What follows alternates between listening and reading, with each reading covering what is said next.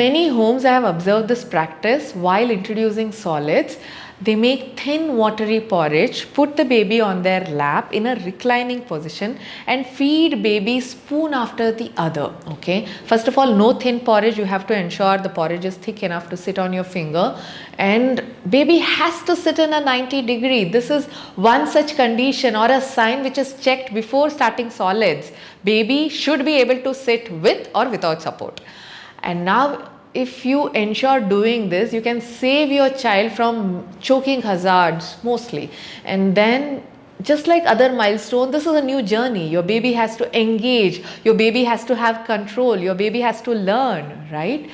Third one, if you allow your child to observe the color, texture, and also the way it is offered, then your baby will enjoy the process, learn either to chew, swallow, drink, and it is a process altogether, isn't it? So please allow the child to learn it, rather become a fuzzy eater later. And do you sleep and eat is the question you have to ask yourself.